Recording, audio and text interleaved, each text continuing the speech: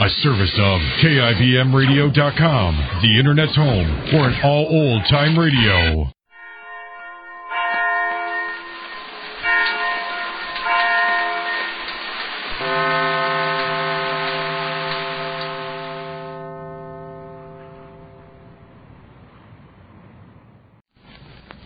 Daddy! Snooks, be quiet. Why? The program's going on the air in a second. How do you know?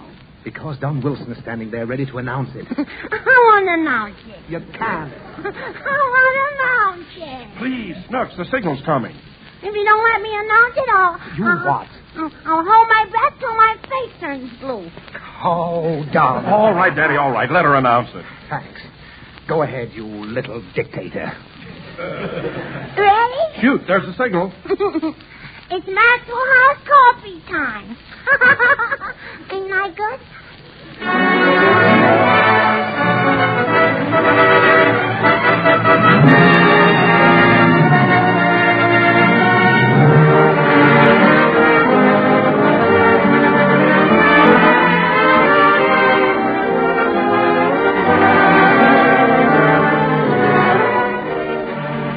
And tonight, the first thing on our menu is Maxwell House coffee. Yes, this is coffee time. Time to sit back, relax, and enjoy with us a steaming, fragrant cup of the coffee that's good to the last drop. Well, now we're ready for another lightning session of entertainment with our Maxwell House stars, Mary Martin, Meredith Wilson, Hanley Stafford, and Fanny Bryce as Baby Snooks. And as a special Thanksgiving package for all of you, our super-duper added attraction, your favorite comedian and my Sunday night boss, Jack Benny.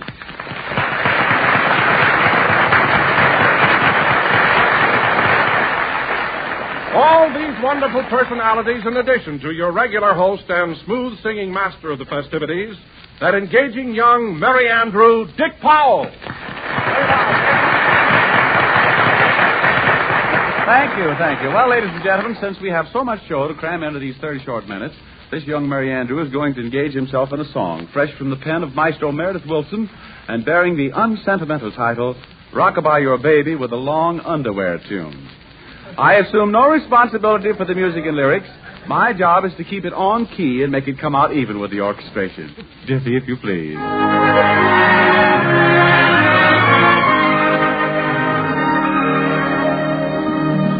Rockabye your baby with a sweet classical tune.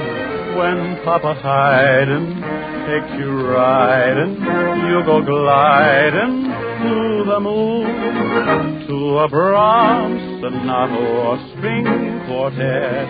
You'll be singing a sweetheart duet. So rockabye your baby with a sweet old, dear old classical tune. But the kids' vocabulary nowadays, oh, it would really curl your hair. Everything from Bach to Offenbach, they call long underwear. So rockabye your baby with a long underwear tune. When Papa Haydn takes you riding, you go gliding to the moon. Johannes Brahms sonatas and string quartets make you harder for sweetheart duet. So rockabye your baby with a long hair, long underwear tune. Johannes Brahms sonatas and string quartets make you harder for sweetheart duet. So rockabye your baby with a long hair, long underwear tune.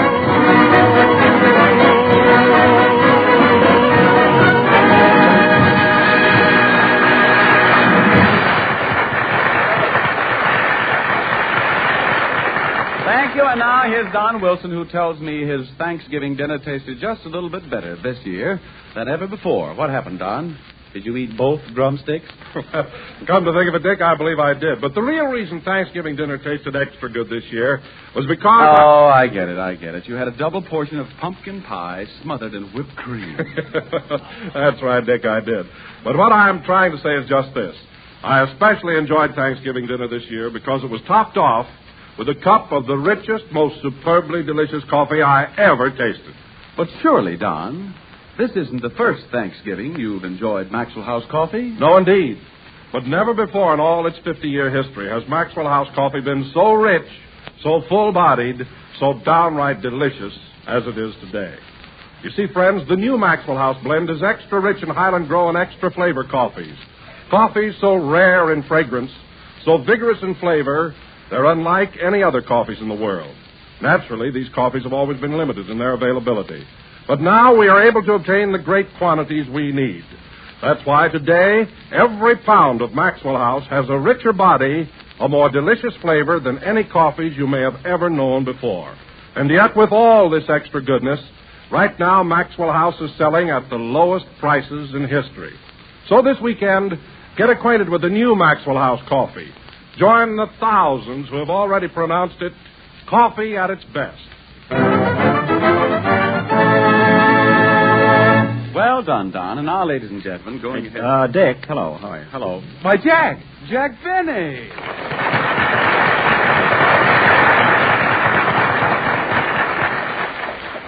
Well, am I on time? Why, Jack, of all people, what are you doing here? What am I doing here? Well, this is certainly a surprise. Meredith, look, here's Jack Benny. Jack Benny, see, this is a surprise. Now, wait a minute. Well, you're the last guy in the world we thought... Wait a minute.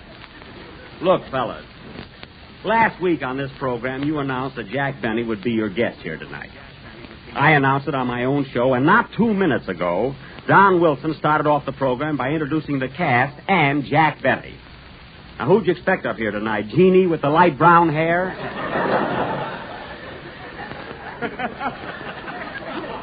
Or Fred Allen's eagle or something? It certainly is a surprise. Well, frankly, I did hear Don Wilson announce Jack Benny, but I didn't associate it with you. Oh, you didn't? No, we didn't know you were the Jack Benny he was talking about. Oh. Well, of course. Imagine me thinking there was only one Jack Benny. Why, that name is as common as Stanislaus Groznius. The phone book is full of them. Now, wait a minute, Jack. You don't have to get sarcastic about it. I'm not sarcastic, Dick. Oh, well, let's forget it. I'm here, you knew I was coming, and we're not fooling anybody. Okay.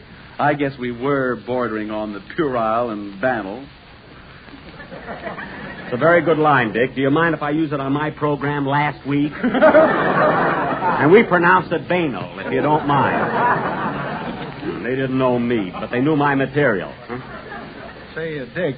What? You know, he has got blue eyes. Oh, there they go again. You think I was the only guy in the world with big blue eyes. Oh, hello, Don. Jack, how are you? Well, this is indeed a surprise. Oh, fine. Some enthusiasm after a honeymoon.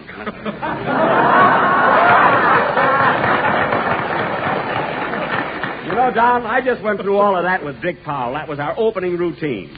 He didn't know which Jack Benny to expect tonight. Well, I see. Well, Jack, I'm sure that Dick didn't mean to imply that your name isn't important. I think he was just preoccupied. You don't have to defend him, Don. After all, when you get right down to things, not everybody's name is Jack Benny. Not even yours. Now cut that out! You know very well, Don, my name has been Jack Benny ever since I've been in show business. Well, what was it before that? All right, listen, Don. I could use my right name, but how would it sound if I said, "Hello again, this is Radcliffe Montague talking"? Who would believe it? Nobody in Waukegan. All right, Don, just for that last remark, when you hang your stocking up this Christmas, don't expect it to be too bulky, unless your leg is in it.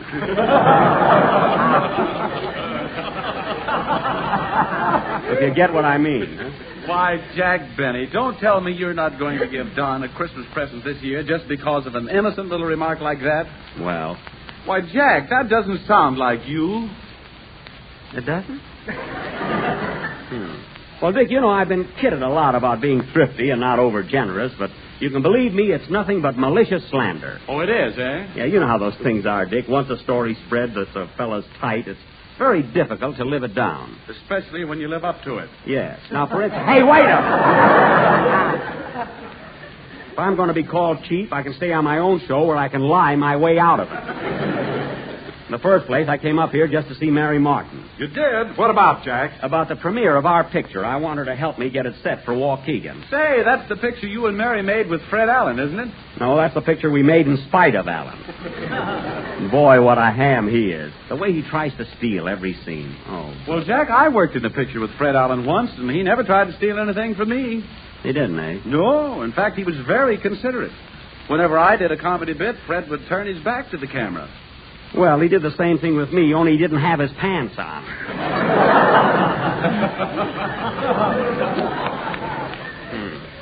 He and his creton shorts.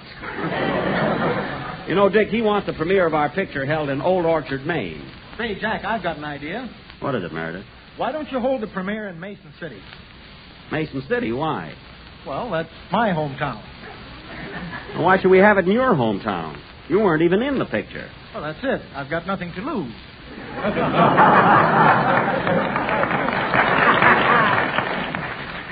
Quiet. Say, Don, where's Mary Martin? Well, she should be here any minute now, Jack. Meanwhile, sit down, Jack, and have a cup of steaming hot Maxwell House coffee with your Jell-O. Boy, what a plug. Don, you're about as subtle as Olson and Johnson. And remind me to change that to Abbott and Costello for the second show, will you? So Mary ought to be here soon, eh? Yes, Jack. Sit down while Meredith Wilson plays a number.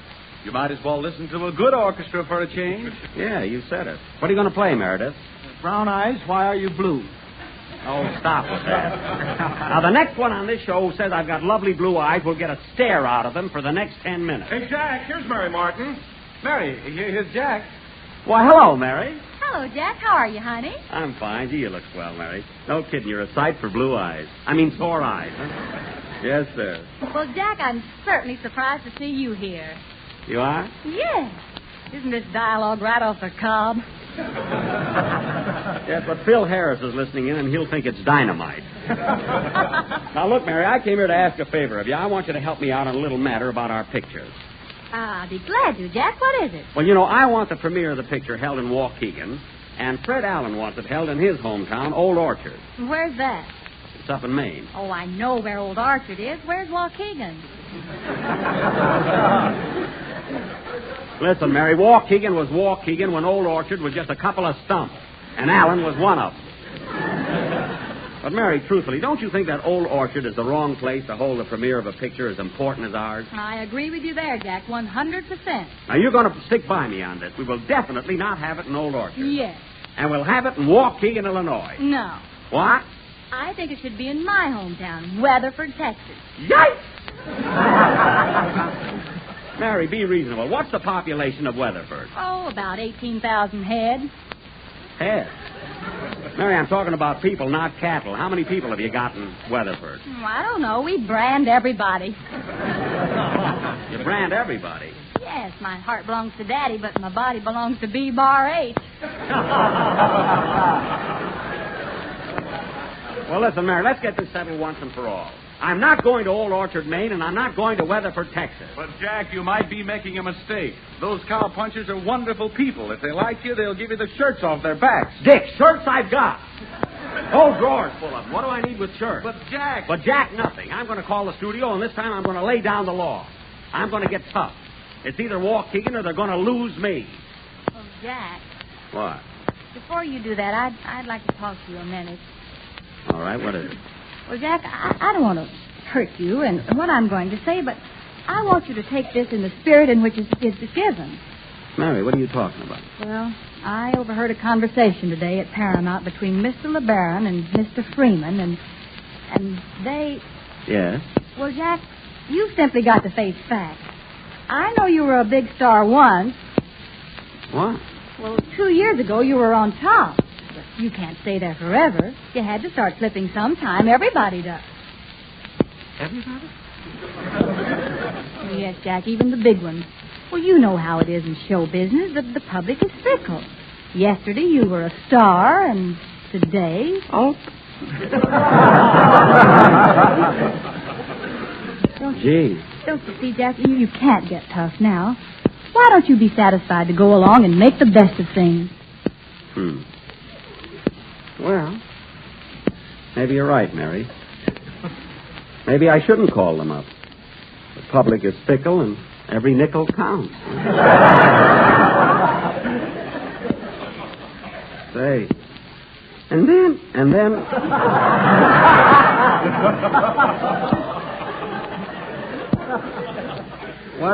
What's the difference if the premiere is held in Old Orchard, Maine, or Waukegan, or Weatherford, Texas? Say. You know. Say, if those cowpunchers like me, maybe they'll give me the shirts off their backs. You know, I can always use a few more shirts. After all, shirts ain't hay.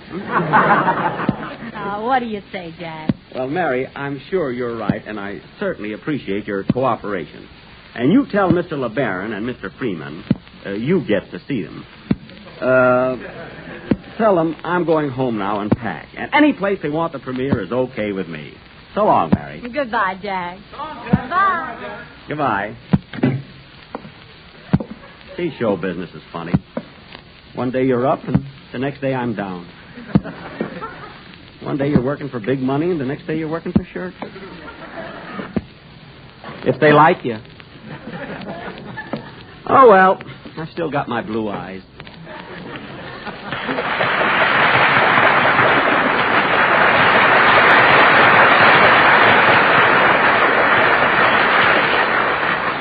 Well, that was very diplomatic, Mary. Are you ready for a song now? Ready and willing. Ladies and gentlemen, from the prolific pen of Meredith Willson comes another gem. In collaboration with Charles Chaplin, he has written for the great dictator an appealing song, Falling Star. Mary Martin sings it for the first time.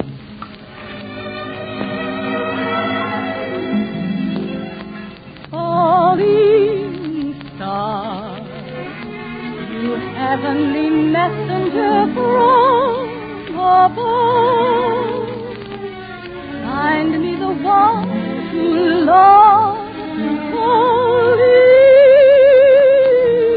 star.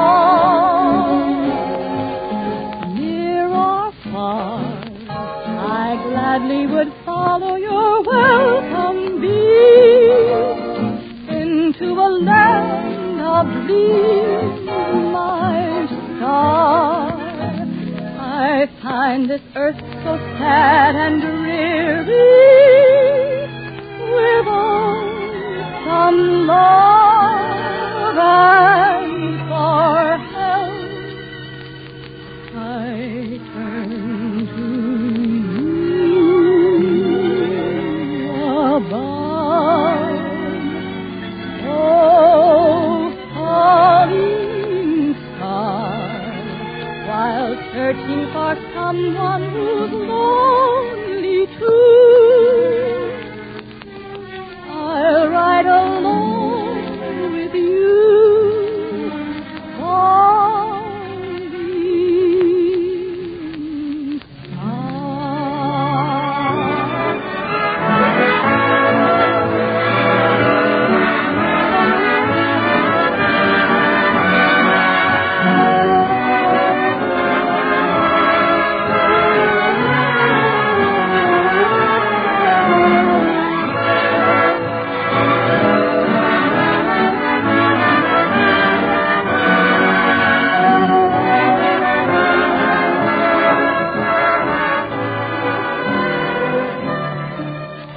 find this earth so sad and dreary, without some love and for help, I turn to you above. The falling star, while searching for someone who's lonely too, I'll ride along with you.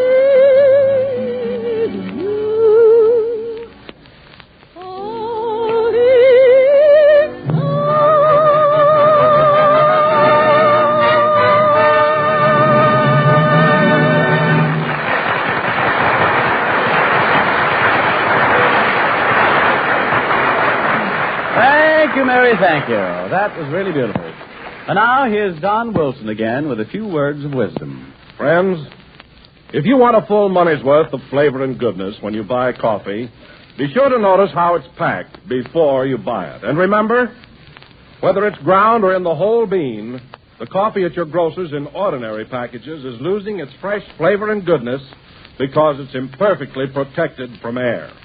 Yes, air steals away coffee flavor. In fact, ground coffee packed in ordinary containers where air can easily reach it loses as much as 45%, nearly half its precious flavor, in only 9 days. But with Maxwell House, well, we think too much of the extra flavor coffees in this greatly enriched blend to let one bit of their fragrant goodness escape. That's why we take Maxwell House, still fresh and fragrant from the roasting ovens, and pack it in the familiar blue can. All air is first removed. Then the can is sealed under vacuum. No air can get in, so no flavor can get out. So next time you buy coffee, ask for Maxwell House. It's selling right now at the lowest prices in history. What's more, it's coffee not just days fresh, but roaster fresh. And no coffee can be fresher than that. And now, with the magic touch of radio, we transport you all to the home of baby Snooks. Well, Snooks, it's bedtime. I'm sleepy, Daddy. Just the same, you've got to go to bed. Why? Because everybody has to sleep. It's impossible to burn the candle at both ends. Which candle? No candle, it's just an allegorical expression. Let's burn it, Daddy. Snooks, there's nothing to burn. Why? When you hear of a person burning the candle at both ends, he hasn't really got a candle and he's not burning either end. Is he burning in the middle? No, it's just a symbolic phrase. Now, come on.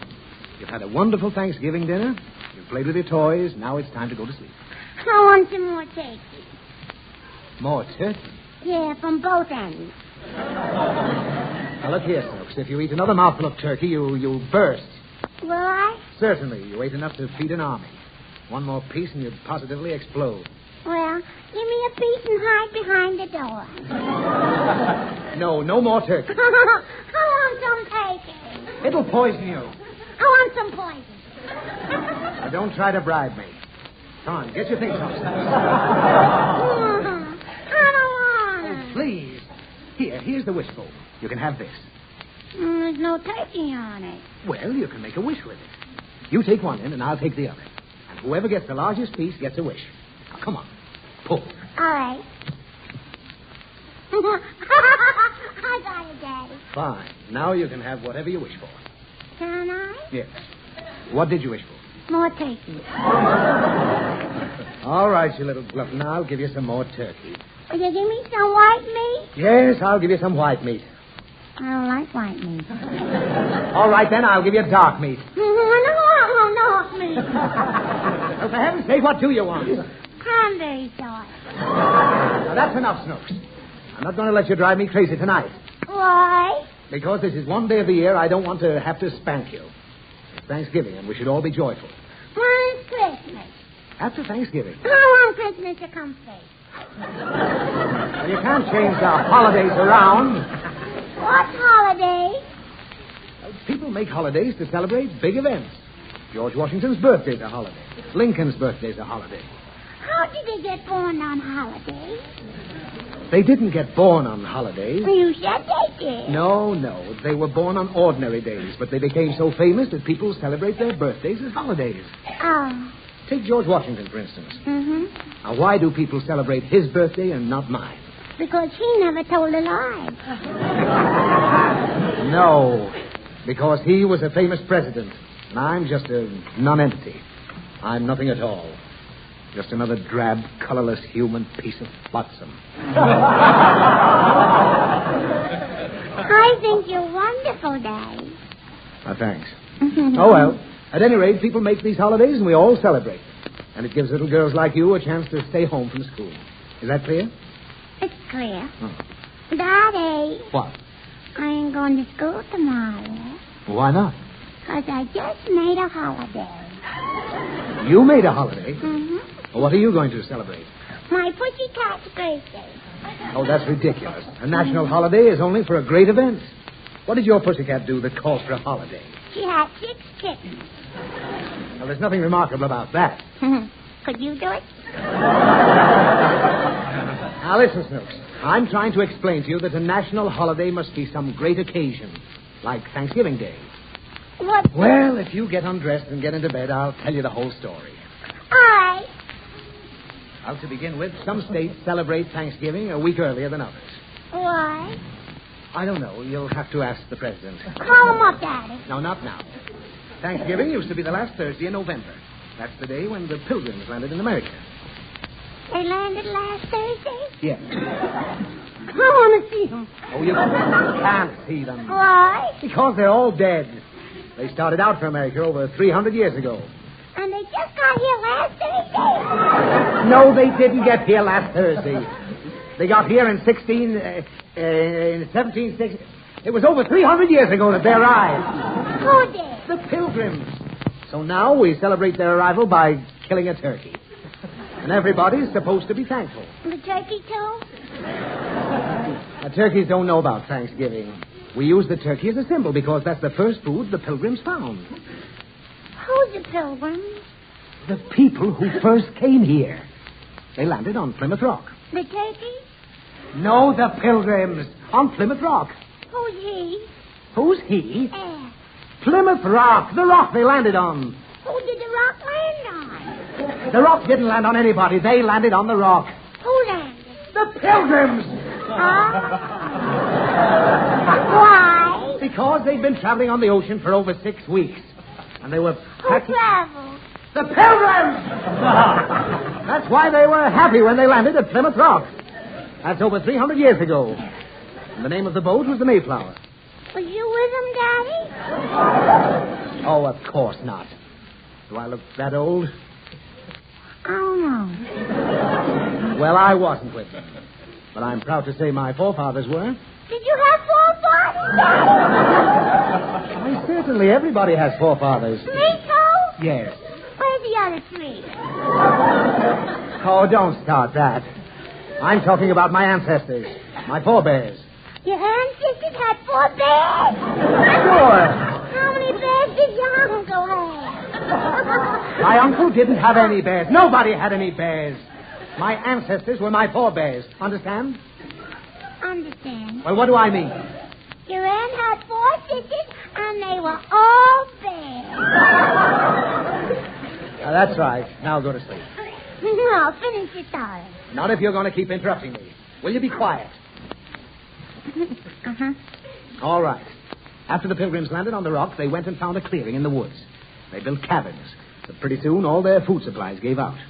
They were about to starve when one of the Pilgrims rushed in with a thing we all eat now for Thanksgiving.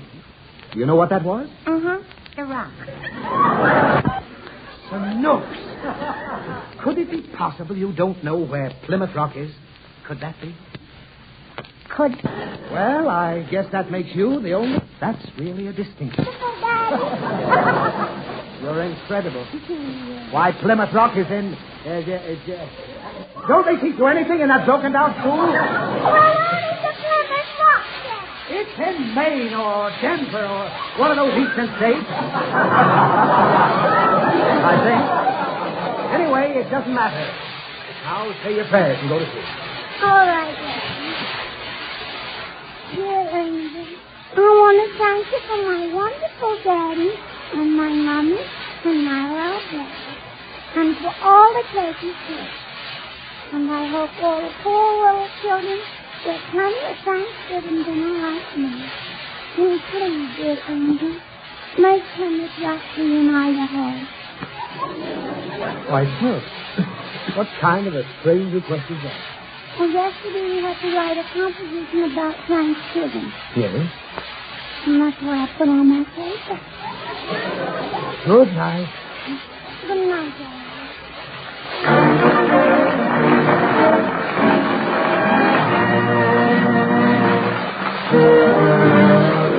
The sum of which just about ties off another section.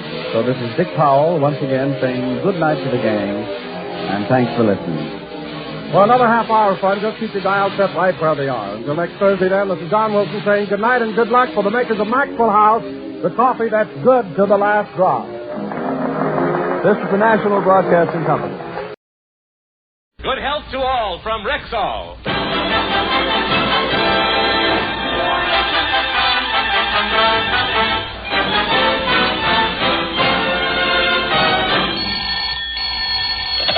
Hello, Rexall Drug Program. Gary Moore speaking. Hello, Gary. This is Jimmy. Jimmy Durante, where are you? I'm trying to get to the studio on time. I passed 3 red lights, went the wrong way up a one-way street, drove over the sidewalk and did a solid 50 miles an hour down Sunset Boulevard. But, Jimmy, they can put you in jail for that. Where do you think I'm calling from?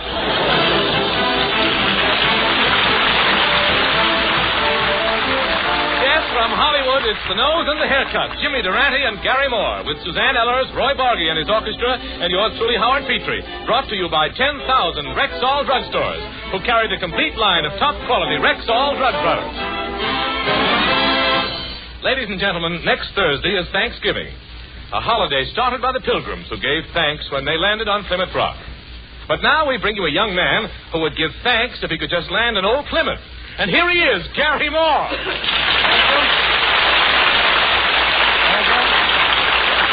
Thank you very much, my friends, and good evening, ladies and gentlemen. May I wish you a very happy November the 22nd. And before we do anything else tonight, we're going to hold the grand drawing for our annual turkey raffle. Now, of course, we all understand that if the person with the winning number is not in the audience tonight, the turkey automatically becomes mine.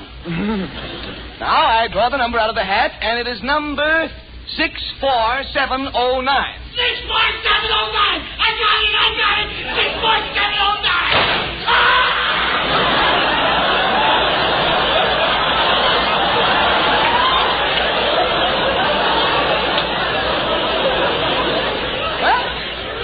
Well, better luck next year. Now, getting on with the program here, excuse me. Hello? Hey, Mr. Moore, it is true, isn't it, that on Thanksgiving Day people eat turkeys? Why, of course. I told you you had it wrong, you crazy turkey. Let go of my leg. You know how I'm going to have that telephone taken out of here? Last night I got a call at 3 o'clock in the morning, and a voice said, "Pardon me, what radio program are you listening to?" I said, "Radio program? I'm sound asleep." She said, "Oh, the Durante Moore Show, eh?" Personally, I considered that very, very rude. I did. Well, Gary, it seems to me that nobody is as courteous nowadays as they used to be. What? Why, Suzanne Ellers. Bless your little Emily Post. And I agree with you, too, Suzanne. You know, in the old days, if a gentleman was walking along with a lady and they came to a mud puddle, right away he'd take off the coat and spread it over the puddle. And after the lady walked across, she'd say, "Thank you, Herman, but next time let's use your coat." That's a beautiful, beautiful thing. Gary, why don't you give the folks a few pointers on etiquette? Well, let's take what we were just talking about here, walking on the sidewalk. Now, when walking to a football game, the gentleman always walks 2.5 paces behind his mother-in-law. Well, why 2.5 paces? In football, that's the regulation distance for a place kick.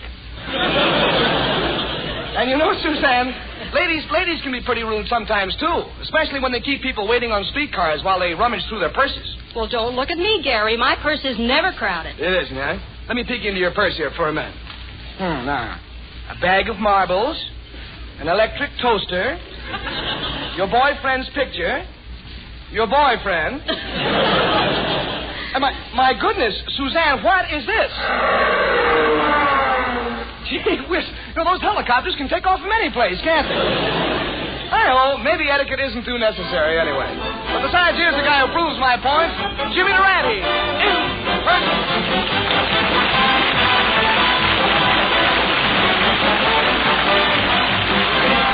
You've got to start off each day with a song.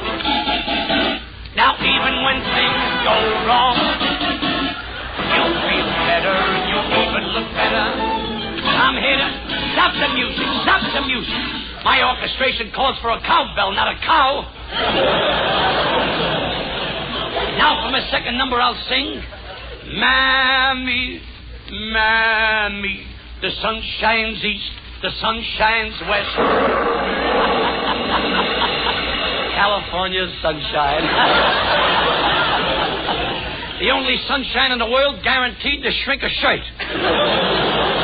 Oh, Snooks, you are in fine voice tonight. Thank you, Junior. And that was only on one tonsil. which I inherited from my pater. Your pater? Yeah, you know, my brother. Oh, your brother. Who did you think he was, my old man? But that is neither sand, burr, nor dew. For your edification, Junior, I just got back from Washington where I spent 2 days in secret session with the president. Ooh, a crisis? Yes, a critical crisis. We called in the Secretary of the Navy, the Secretary of War, the Army Engineers, and the greatest scientific minds in the country, but it was no use. Even they couldn't figure out how to stop the leak in my swimming pool. Why, they poured more concrete in my pool than they got in Boulder Dodge. James, you mean Boulder Dam? Watch your language, Mr. Moore. After all, this program is being shortwaved to pickets.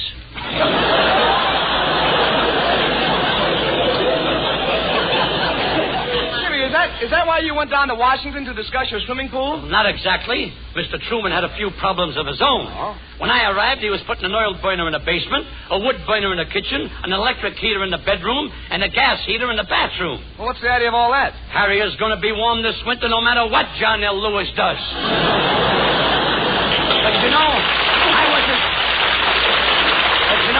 I wasn't in Washington over 5 minutes when the president created a new cabinet post for me. He appointed me minister without portfolio. Minister without portfolio? Yeah, how do you like that? A big country like this, and they can't even afford to buy me a briefcase. An important man like me has to carry his lunch in his back pocket.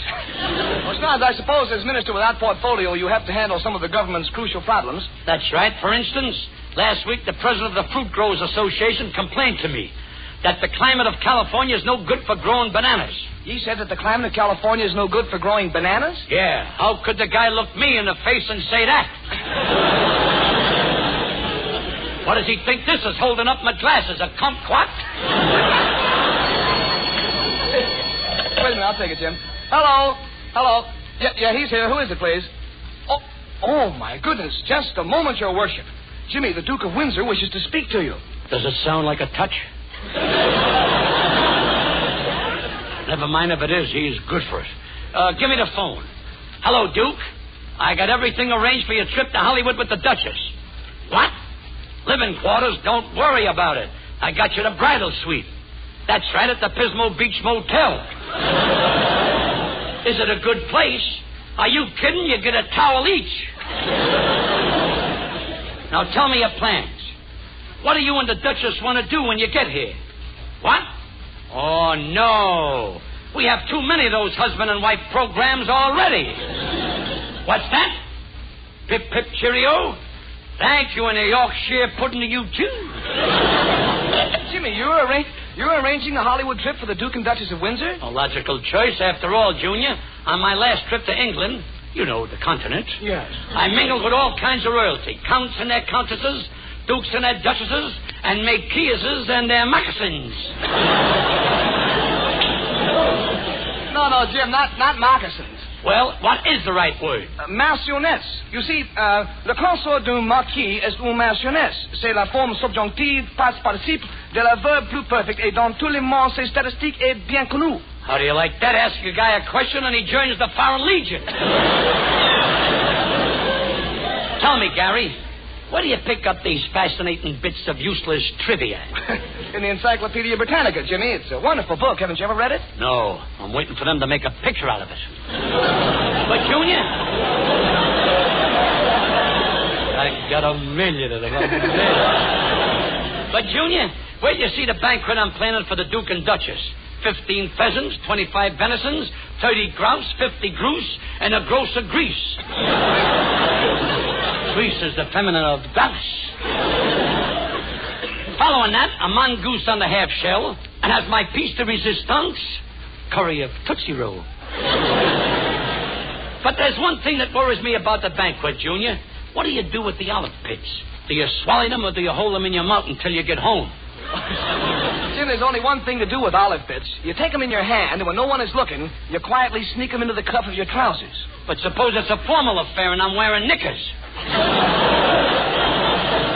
Wait a minute, Junior, I've got it. I know what I'll do. I'll hold the olive pits in my right hand, and when the Duke shakes hands with me to say good night, yes, I let go. Oh, wait a minute, Jim. Are you sure you're the right man for this job? Don't worry about me, Junior. Why, I've mingled with nobility all my life. The last time I was in England, the king wanted to make me Knight of the Garter, and the queen wanted to make me Knight of the Bath. Naturally, I refused. Jimmy, the king wanted to make you Knight of the Garter, and the queen wanted to make you Knight of the Bath, and you refused? Yeah, I didn't mind putting on his garter, but a guy's got to draw the line somewhere. Now you know that you can't go wrong. Why you so powerful, big, strong.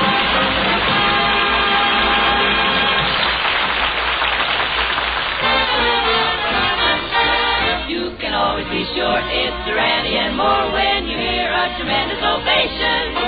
And that applause means it's time to pause for Rexall identification. Rexall is the name of a complete line of top-quality drug products. Yes, Rexall is the name of a complete line of fine drug products sold exclusively in your Rexall drugstores. There is a Rexall drug product for every health need. For aspirin, take Rexall. For vitamins, take Rexall. For a mouthwash, take Rexall. Learn to insist upon Rexall for reliability. The name Rexall is your constant guarantee of safe, sure, pure drug products. The finest that science and pharmaceutical skill can produce. So, remember, To be safe, to be sure that the product is pure when you're buying a drug preparation. Take the clerk you task, step right up and ask for Rexall identification. good health to all from Rexall. Ladies and gentlemen, that was Howard Petrie, a man whom Don't laugh. Remember, I'm reading from a carbon copy.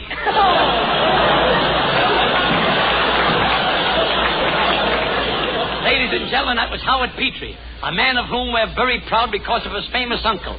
We all know that Thomas Edison invented the electric light, but Mr. Petrie's uncle is the one who showed him how to turn it off.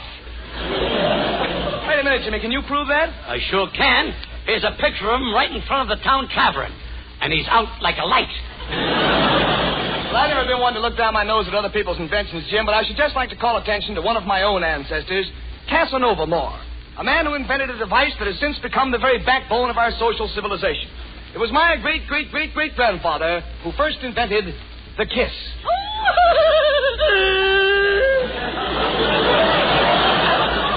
No sense in your hanging around, madam. My uncle's been dead 200 years. So what? No man is perfect. So your uncle invented a kiss, huh, Junior? Yes, he did. Well, tell us about it. Meanwhile, I shall bury my head in the razor's edge and listen with a sharp mind.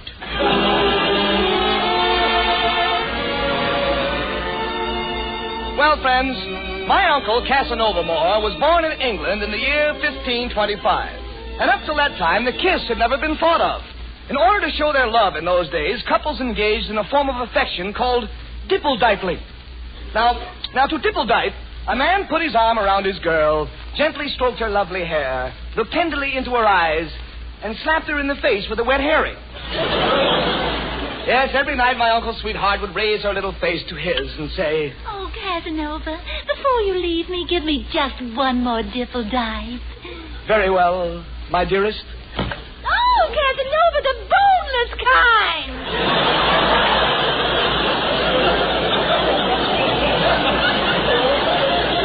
But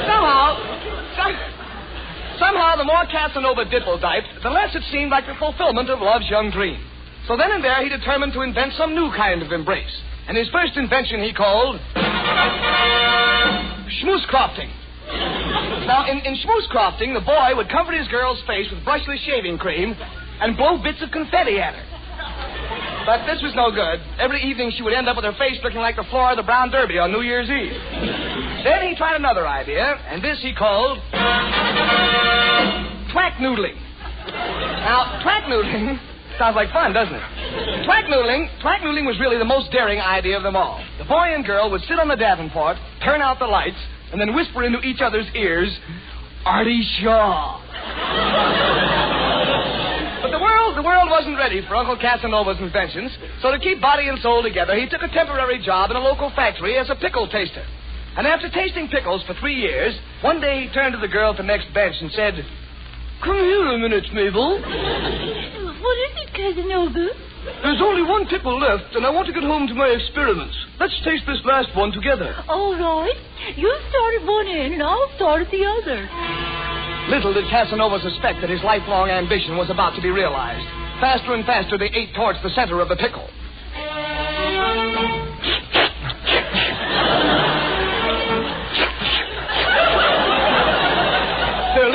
Their lips came closer and closer until finally Casanova bit past his half and...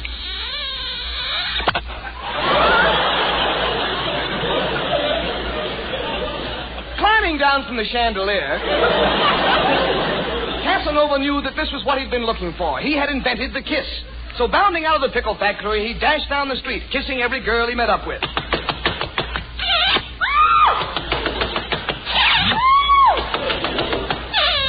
Yeah, are you sure you got the right party?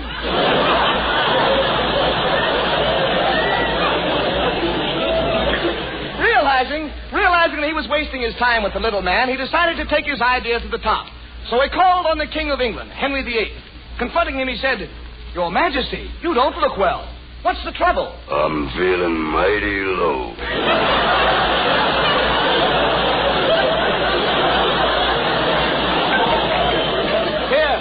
Here was Casanova's chance. Quickly, he said, "Your Majesty, I have invented a thing called the kiss.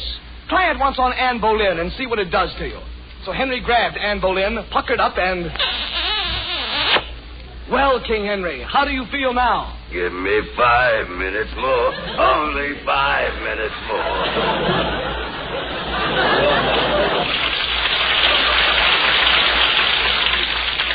And so with King Henry VIII's endorsement, the kiss took its rightful place in the English way of living. And I am proud to say that I have inherited my uncle's proficiency in the art. But just the other day, as I was walking down the street, a man looked at me, and I distinctly heard him say, "Boy, get a load of that kisser."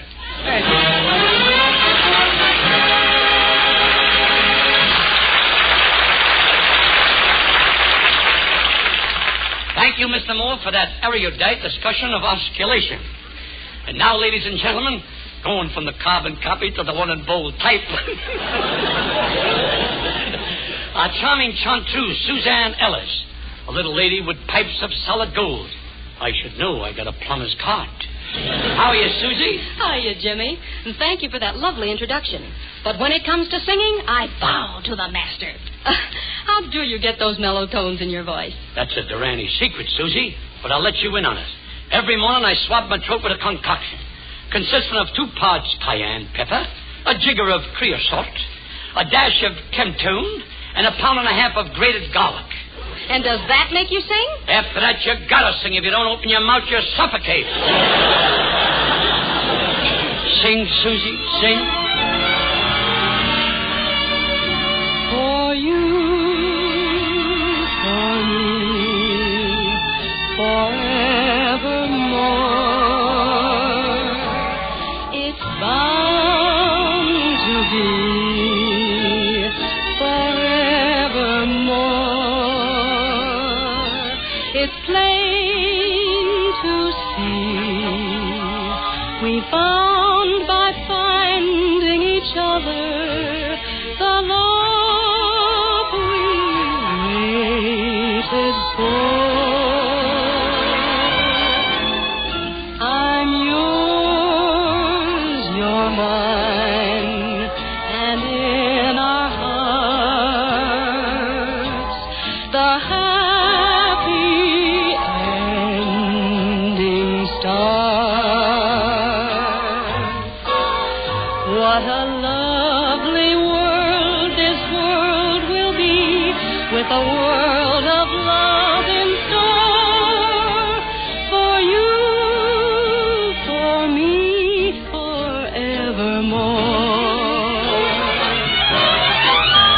I'm yours, you're mine, and in our hearts the happy ending starts. What a lovely world this world will be, with a world of love in store for you,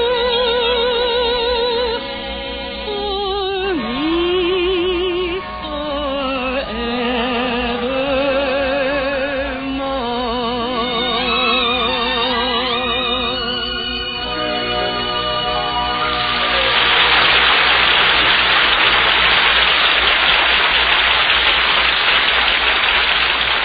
Yes, it's good health to all from Rexall. Listen. For goodness sake, when you've a tummy ache, deep in your solar plexus, you really should find out how good this Rexall Bismarex is. Bismarex, Rexall Bismarex.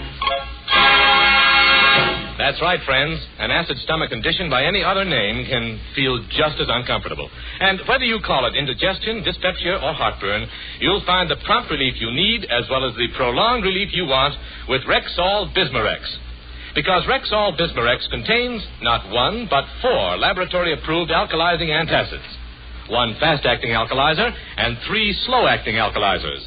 That's why Rexall Bismarex not only relieves your discomfort promptly, but continues the acid-neutralizing effect for a prolonged period. Just mix 1 or 2 teaspoonfuls in a glass of water and drink. It's a pure peppermint pleasure. Remember, only a Rexall drugstore can sell you Bismarex, Rexall Bismarex.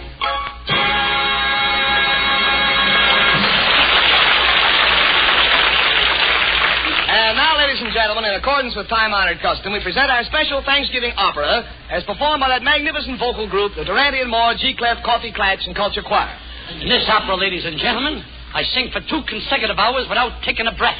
Oh, now, wait, how can you sing for 2 hours without taking a breath? Storage tank in my nose. Well, in any event, in this Thanksgiving opera, friends, Mr. Durante will appear as Miles Standish, and I shall play the part of John Alden. Oh, yes. He was the fellow who made all the speeches and ended up with nothing. That's right, sort of an early-day Democrat. Yes. Now, the part of the Republicans Now, the part of the lovely Priscilla will be played by our gal, Suzanne Ellers, and the special choral effects, as always, will be sung by our announcer, Mr. Howard Petrie. Oh, James Melton would just hate me for this.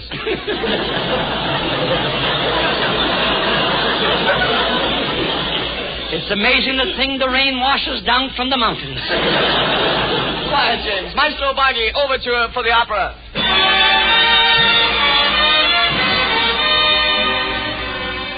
Our opera tonight deals with one of the greatest love stories ever told. The story of Captain Miles Standish, John Alden, and the lovely Priscilla.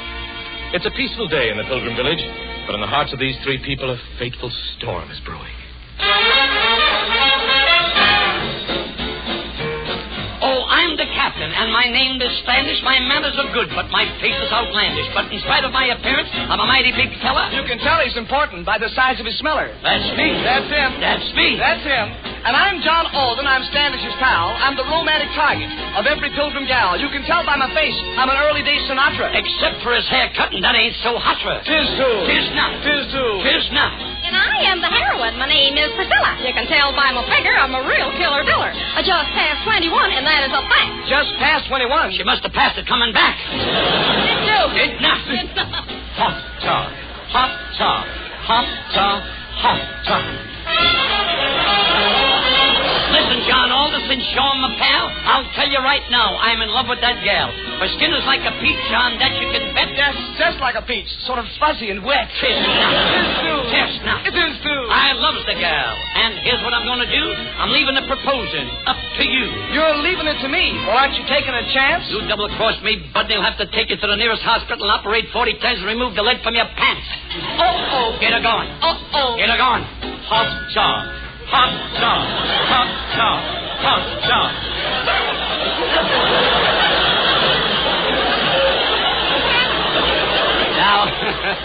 Now there's an intelligent comment. And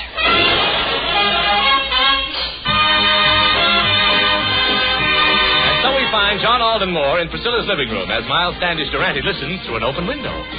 Oh, Priscilla, my pretty little dove. I've come to your cabin for to speak of love. Now, I know that you're bashful and you're shy by heck. Who's bashful, Bud? Come on, let's neck. Wait a minute. What are you doing? He's getting hot and I'm standing here stewing. Oh, speak for yourself, John. Don't be dull. If he speaks for himself, I'll fracture his skull. Now, wait. Come on, John. Now, wait. Come on, John. Oh, Priscilla, my shy little elf. I'm a-speaking of love, yeah, but not for myself. Captain Miles Standish is the man for you. Captain Standish? How do you do? Madam, I'm making my plea. I'm getting right down on my bended knee. I've got a soft feeling that's making me mellow. Oh, get up, Miles. You're kneeling in her jello.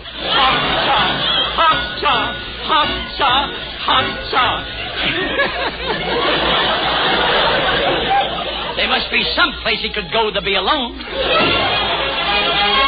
Now tell us, Priscilla, what's your decision? Would you rather be mine or would you rather be his? I'm as strong as the wizard from the land of Oz. Yeah, but most of your strength has gone to your schnoz. Has not. Has to? Has not. Has to. On the other hand, Prissy, if you want to be shrewd, you'll marry with me, because I'm a Hollywood dude.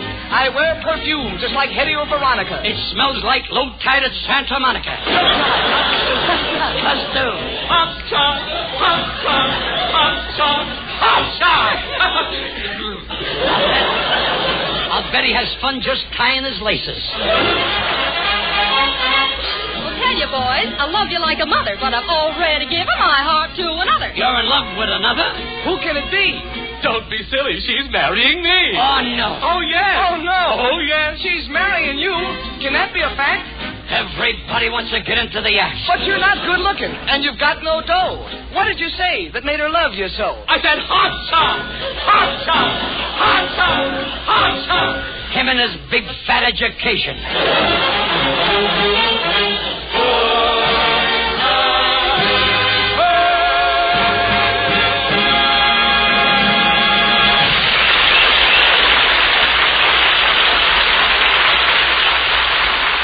This is Howard Petrie again with those foremost Rexall reminders for the week.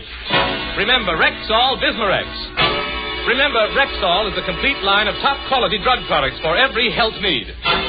Remember, Rexall drugs are sold only in a Rexall drugstore. Remember, Rexall for reliability. That familiar oval sign, R-E-X-A-L-L, is the surest sign of top quality in drugs and drugstores. Touche, Professor Petrie, and I'd like to add, I do my shopping at a Rexall store. What I want they got, and furthermore, Umbriago, he prefers them too. We buy Rexall, that's all. How do you do?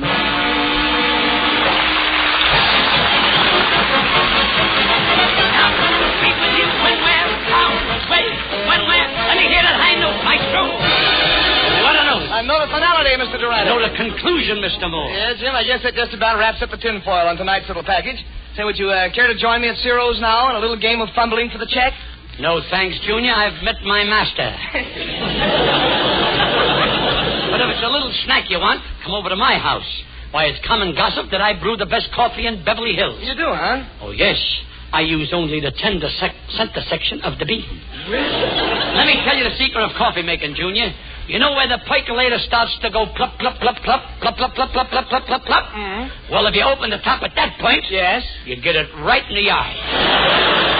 Good night, Mr. Durante. Good night, Mr. Moore. Good night, everybody.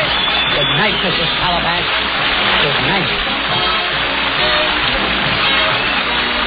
Well, Rexall for tonight, folks. So goodbye now for Suzanne Ellers, Roy Bargy and his orchestra, yours truly, Howard Petrie. And Jimmy Durante. And Gary Moore in person.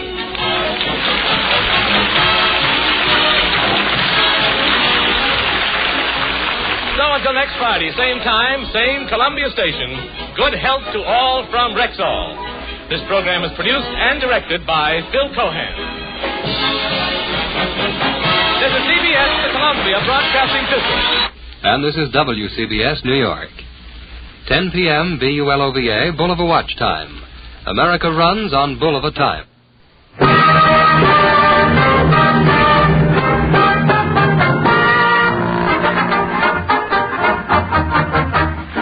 The makers of Wrigley's Spearmint Chewing Gum invite you to enjoy Life. Life with Luigi, a comedy show created by Cy Howard and starring that celebrated actor Mr. J. Carroll Nash, with Alan Reed as Pasquale.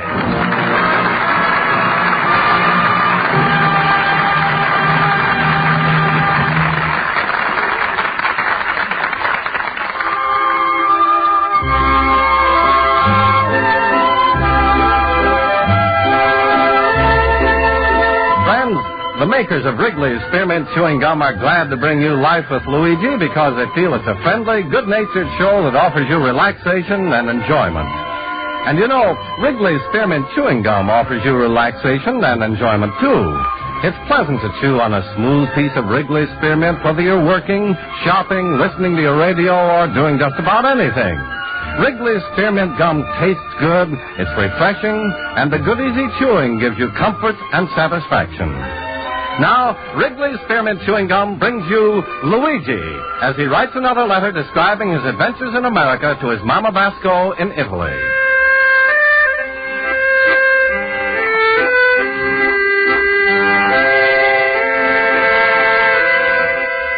Dear Mamma Mia. Now is the Thanksgiving in America, and every American is going around with a big, happy smile on his face. Unless he's a turkey. And even the turkeys have got something to be thankful about in this country. This year, he's getting 5 cents more a pound than he got the last year. But, Mamma Mia, this week, I'm had the most wonderful idea I've ever had. I've got so much to be thankful for that here's what I'm going to decide to do. I'm going to make a big Thanksgiving party in my house. I'm going to invite all America. Sure. I'm going to put all the turkey, the fruits, the drinks on my table, open up my door, and tell every American that's a passerby, come on to my house, sir.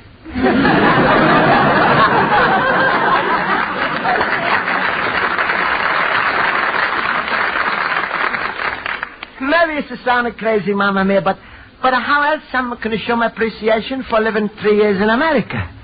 First, I'm thought maybe I should write a letter to President Truman and say, Dear President, thanks for letting me in. But Pasquale says Truman is going to find out I didn't vote in 1948, so he's going to write back, you're welcome, and get out there. And then I'm thought maybe I'm going to show my appreciation by paying my income tax 4 months early. Again, Pasquale says no. He says if I'm sending the money now, Treasury is going to get a full too quick, and that's liable to inflate the inflation. So then I'm going to get this big idea to make a big Thanksgiving dinner in my house and invite all the Americans to come and celebrate with me. Then, while everybody's eating, I'm going to tell them a story. I'm going to tell them the story of a Thanksgiving and the Pilgrims and what it's mean to me. Luigi, my friend.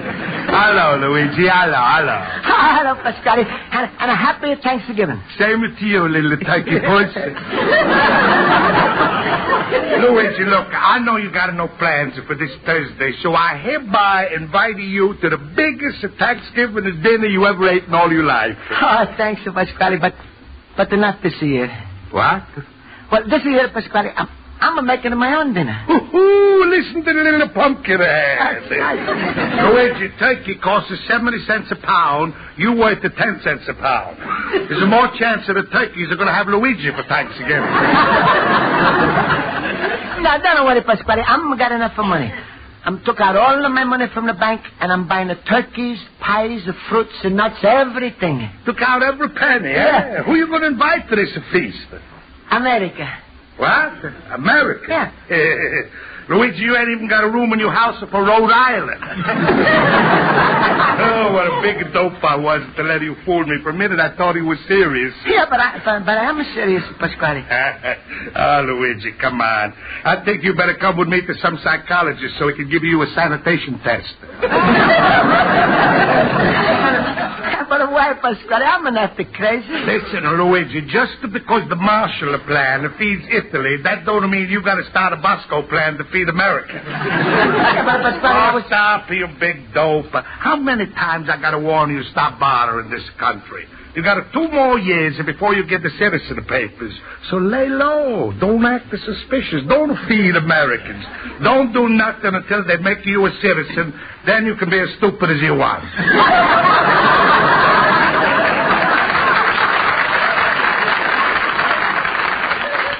Yeah, I know, Pasquale, but I'm got so much to be thankful for in America. How else am I going to show my thanks? Well, there's one way, Luigi. Biggest way there is. What way is that, Pasquale? By marrying an American citizen. You mean a Rosa? I don't mean ex-Xavier Cugats. Well, what do you say, little banana nose? Pasquale, this year I'm going to eat the turkey, not the marijuana.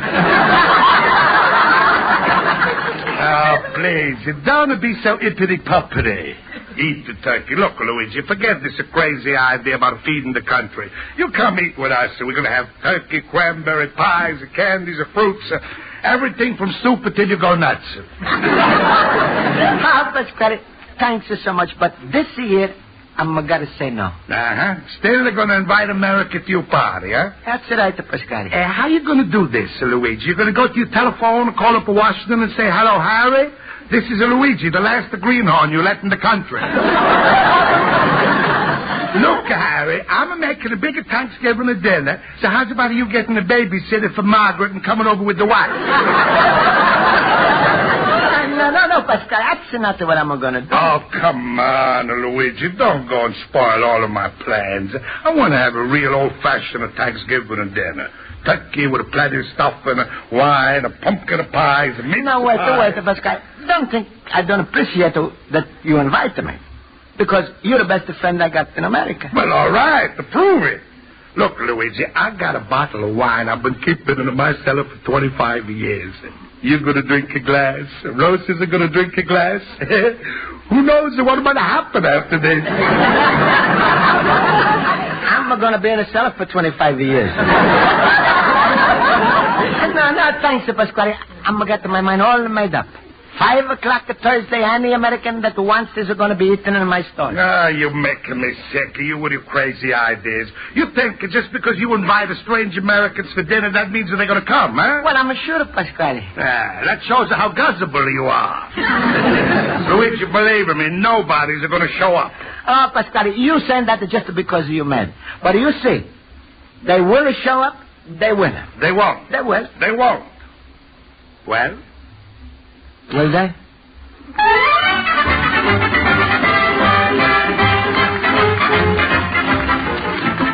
We're going to have the most wonderful Thanksgiving dinner. Quiet, class. I'll call the roll.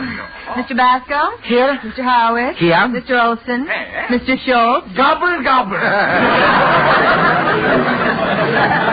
Mr. Schultz, I presume you're imitating a turkey. Gobble, gobble, gobble, gobble.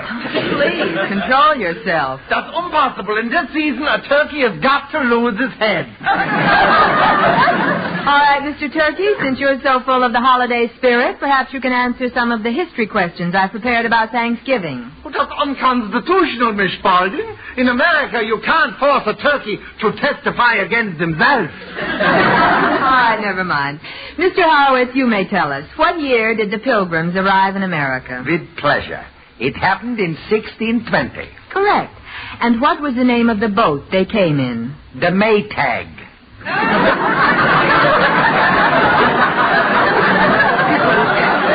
The Maytag? That's a washing machine. So what? So the Pilgrims wanted clean shirts when they got it. Go to the Lollapalooza. Quiet, please. Mr. Basco, you may tell us the name of the boat. The Mayflower. Very good, Mr. Basco. I'm glad you studied your lesson today. Well, Miss Spalding, I'm studied by the Pilgrims all the week. And this Thanksgiving, I'm going to tell the Pilgrim story to all the people at my dinner. Well, fine. Your dinner, Luigi. I was going to invite you to my house for dinner. Sure, and I promised Olga I would bring you over for turkey. Now, stop everybody. If Luigi has got to get it indigestion, I want to have the honor of giving it. No, but friends, thanks for inviting me and thinking about me, but... No buts, Luigi. Come to my party. We're going to have me, my wife Frida, the 3 kids, then, of course, Uncle Hugo, Aunt Bertha, Brother Wolfgang, his wife Hilda, the twins, Grandpa Max, his girlfriend, and as always, Sam. Sam? Who's this Sam? Who knows? Every year he shows up at Thanksgiving. He tells me that he's my wife's cousin. And my wife, he tells he's my cousin. Meanwhile, he eats more than all of us put together. Oh, smile, Luigi. You're going to have a wonderful time with us. No, shucks, but thanks anyway. Luigi, Olga will be real disappointed if you turn us down. My Esther will be very unhappy, Luigi. She's even learning how to make a pizza. Class, maybe Mr. Basco has his own plans for Thanksgiving. He's already said he's going to make his own dinner. That's right. But you got no family here, Luigi. Who's going to be your guests? America. America? You're going to invite America? Just a quiet and formal little gathering. 150 million people. Luigi, you must be joking, huh? No, sir, I'm not joking. Luigi, what do you mean? You're going to invite America? Well, I'm here over 3 years in this country, and I want very much to say thanks to America for letting me in, giving me a chance someday to become a citizen.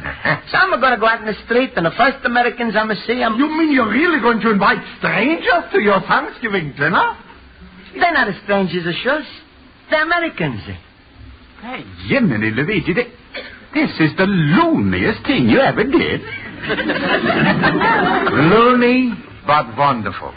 The little Wiener Schnitzel. Well, if that's going to make you happy, Luigi, then do it. Just be careful who you invite, that's all. Yeah, but why should say? What's the difference? One American is like any other American. Maybe you're right, Luigi. I'm sure you're going to have a wonderful Thanksgiving dinner. Yeah, well, I hope. But I'm supposing you don't think it's crazy? I think it's wonderful, really. Joe, why don't I ever think of those things? That Jiminy, Joe. Because you're smart, Olsen. And when you're smart, you think before you do something. And if you think before you do something, you'll never do it.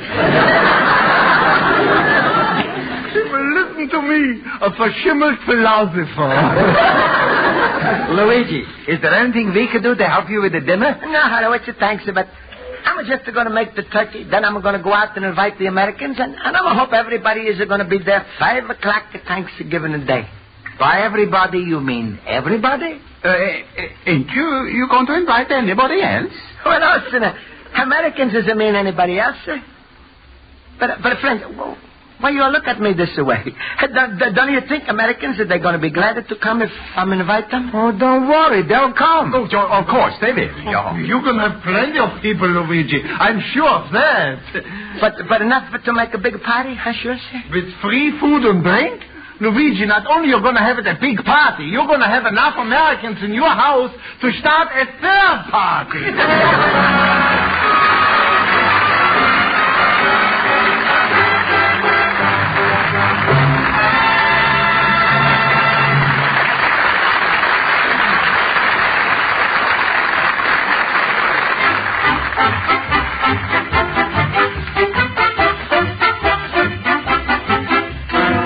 Before we return to Life with Luigi, here's a suggestion that'll make your Thanksgiving dinner even more enjoyable.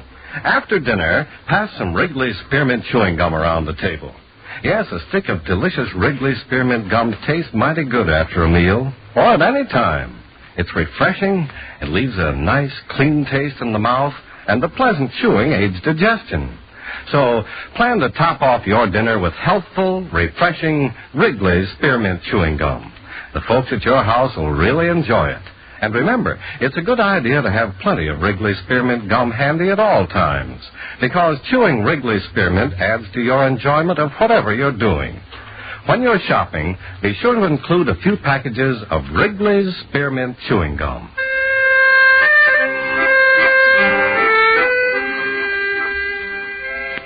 Now let's turn to page 2 of Luigi Basco's letter to his mother in Italy.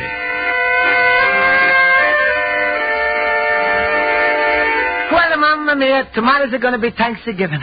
And today I'm fixed up 2 turkeys. I'm going to put them in the stove. I wish you could see those turkeys, Mamma Mia. So nice and big. I bet there was a saying before they come from the farm. Hey, eat a lot because Luigi's going to need you for this Thanksgiving party. Well, I'm going to get everything I'm going to need. The pies and nuts, fruits, candies, and now I'm going to go to the bank and get my last $5 for the decorations. And also, while I'm there, I'm going to invite everybody in the bank to my party. Then from there, I'm going to get the decorations, invite the sales lady, and then I'm going to invite everybody. Mamma mia, is it too bad you're not here to see how happy I am? America, I love you. You're like a papa to me. From ocean to ocean.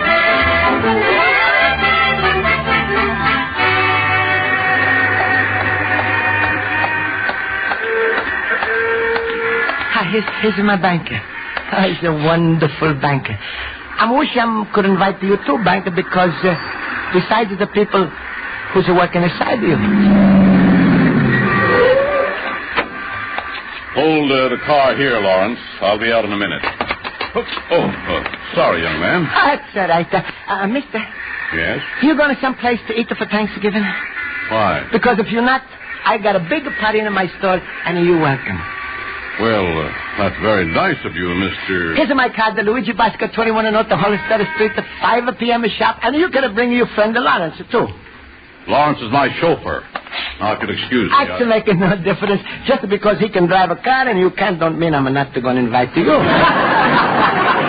Mr. Basco, I'm the president of the bank, Mr. Fox. Oh, pleasure to meet you, Mr. Fox. I'm one of your steady customers. Yeah, sure. Bank number 11786. Recognize me? No. Mr. Basco, don't tell me you came here just to invite me to your Thanksgiving party. No, Mr. Fox. But you see, I'm 3 years in America. So I'm making a big party to celebrate, and I'm inviting everybody in America. Everybody in America? Excuse me, I'm in a hurry. No, please, Mr. Fox. Well, I hate to disappoint you, Mr. Basco, but I don't think Mrs. Fox and I can attend. No, please.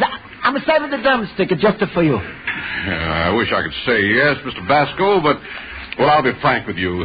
We've already pledged ourselves to attend a big benefit dinner downtown. Oh, and you already paid, huh? Well, it'll be quite an affair. $25 a plate. Mommy, if the plate doesn't cost so much, how much are they going to charge you for the turkey? Well, goodbye, Mr. Basco, and good luck on your dinner. But wait. Thank you.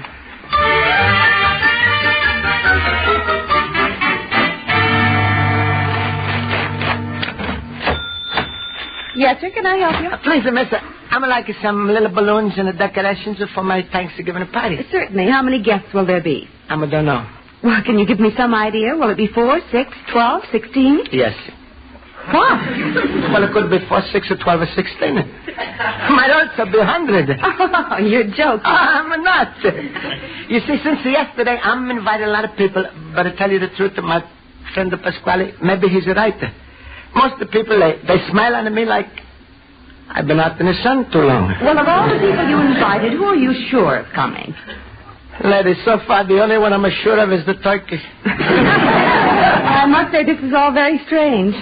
Well, let me explain you. You see, I'm 3 years in America, and I want to show my appreciation to America for letting me in. So I'm making a big party with all the money I'm got, and well, now I'm going around and inviting all Americans, and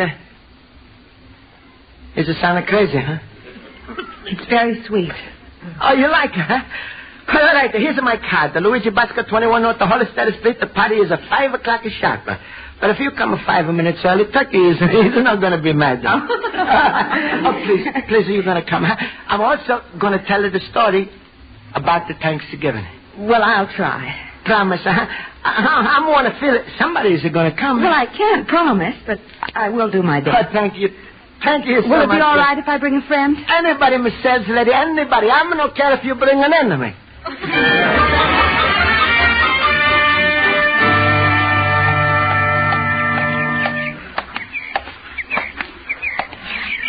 Well, and as it's 3 o'clock, I'm going to invite a few more people in this park, and then I'm going to go home.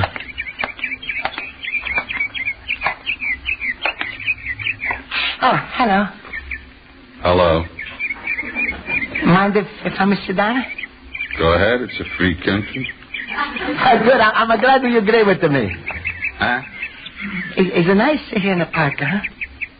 Sure. I like it so much I sleep here. Oh, you sleep? Real nature lover, huh? Yeah. You bring any breadcrumbs? Why, you like to see the people feeding the birds, huh? Yeah.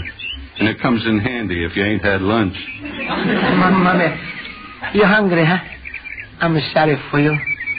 Mister, I didn't ask for pity. Just for food. Well, all right. You're going to get the plenty. I'm going to invite you to a party. What is this?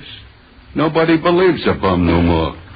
Everybody thinks I got $20,000 sewed up in the lining of my coat. Well, look, I ripped out the lining, not a dime. My friend, I'm going to care if you got $1 million. You're invited to my party, turkey and everything. Is this a joke? No, mister, this is no joke. 5 o'clock, I'm invited all America to my story. All America. I might have known the whole thing is a nightmare. No, it isn't no bad dream. Is it true? Friend, don't kid me. When you're in my condition, you can't take jokes. Hey, look, it's almost the time. Come on with me right now to the party.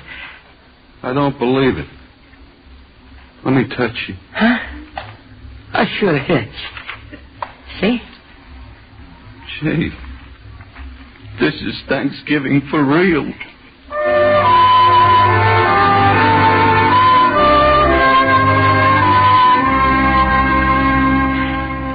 Mommy, is it 6 o'clock and nobody's showed up? Well, I'm somebody, I hope. Oh, sure, excuse me. But all those people I'm going to talk to, nobody. The sales lady, the bus drivers. Friend. Huh? When you invited me, I had a hole in my stomach, but now it's so deep you could drill for oil. Yeah, I'm sorry, but... All right, here, I take out a turkey, sausage, and vegetables. Hey, look, that's a feast for a king. A king gets 3 squares a day. That's a feast for a bum. Well, let's start. All right. Oh, wait. Here, you glass of wine. Thanks. Come on, we drink, huh? Drink. Happy Thanksgiving. Happy Thanksgiving.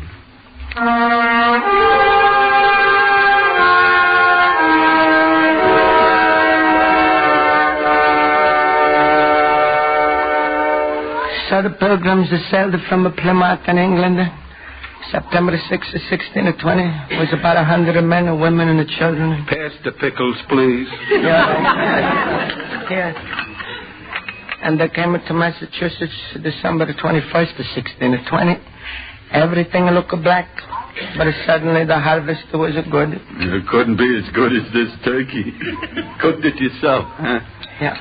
Well, you ought to eat some of it. Yeah. No, I can't. So in November, the Pilgrims decided to give it a thanks. Hey, here comes somebody. Huh? Well, hello, Mr. America. Oh, it's you, Pasquale, huh? Here, it better be, otherwise I've been feeding somebody else in the face all day. That's very funny. Ha, ha. Who's this, Luigi? Pasquale, this is my guest. What? Pasquale, what are you laughing about? Oh, you invite the whole country, America. And what shows up? Brooklyn. Listen, friend, lay off that stuff or this place will have another dead turkey. Oh, shut up your face. Well, Luigi, who was right? You spend your last dime for a party, went out of the streets, invited hundreds of people, and what do you got? Just enough to start a 1 game of canasta. Please, Pasquale, don't make me feel worse. Excuse me, am I in the right place? Sure, come on in. I remember you was the man who was pasting the posters on the billboard. Yeah, that's right. I had the devil of a time finding this place. Well, now you're here. Come on, start eating it. Pass the potato salad. Sure. I hope you don't mind I brought my wife. Mind, I'm very happy. Come on in, Mr. Billboard poster. Look, somebody else is coming. Mr. Bosco? Miss Sales lady. Am I too late? Pass the white meat. Oh, no, you're not too late. I'm going to stop passing in the service something for you. I'm sorry, but my friend was delayed. Well, come on, hurry up. The party is just getting started. Hiya, pal. My bus broke down. Where's the food? Pass the applesauce. Oh, no. You can't go to somebody else this time. Here's a little food for you. Oh, thanks. Come on, my man, some more people. Hey, come on in, everybody. Come in. Come on in, everybody. What if, Pasquale? What do you say now, huh? It's enough to make you lose the faith in human nature. Mr. Vasco. Mr. Fox, honey, you came too, huh? Yes, I did. I brought my family. Come on in. Come on, Mommy. Pasquale, please, help me move the furniture on so we're going to have a more room, huh? All right. Sitting at that banquet, I thought about your idea of inviting America. Well, I just got up and came over. Boy, I'm glad I got here first. Hello, Mr. Vasco. It's like a convention of starving turkey stuffers. Luigi. Yeah, Luigi. Luigi, next time when you invite all America, Don't leave us out. Yeah, but how do I say?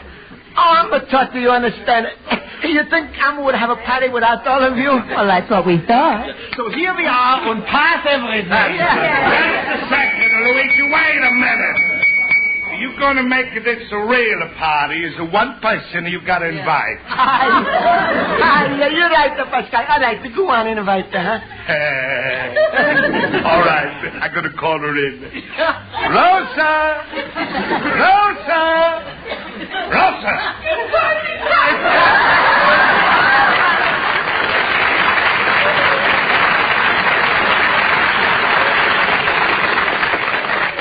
Yes, my little drumstick. Say hello to everybody. Hello,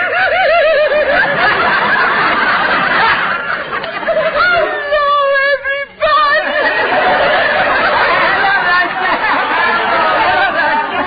Now, Luigi, you got a party with all America. No, Pascal, you're wrong. With the Rosa here, I'm also got the Canada and the Mexico.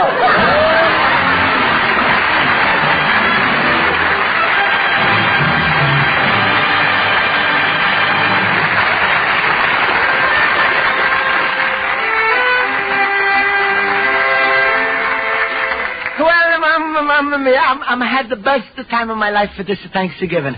I'm invited all America, and they came. They even was pushed over into Pasquale's store, and it was fun all over.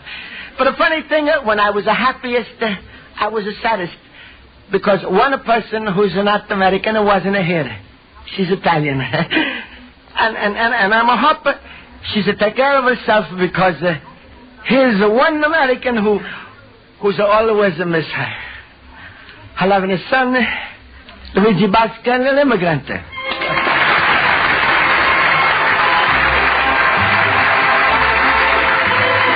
the makers of Wrigley Spearmint Chewing Gum hope you enjoyed tonight's story of life with Luigi. And for real chewing enjoyment, remember Wrigley's Spearmint Gum. You'll enjoy chewing Wrigley Spearmint while you're working, for instance.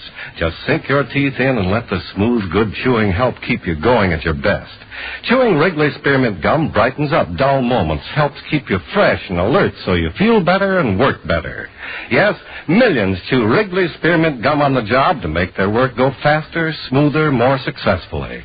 So for a real help on the job and for real chewing enjoyment, remember Wrigley's Spearmint Gum. Healthful, refreshing, delicious. Get a few packages tonight or tomorrow morning.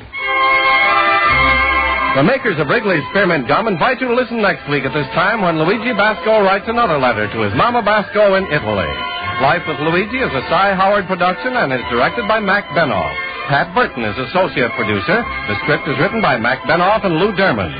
J. Carroll Nash is starred as Luigi Basco with Alan Reed as Pasquale, Hans Conried as Schultz, Jody Gilbert as Rosa, Mary Shipp as Miss Spaulding, Joe Forte as Horowitz, and Ken Peters as Olson.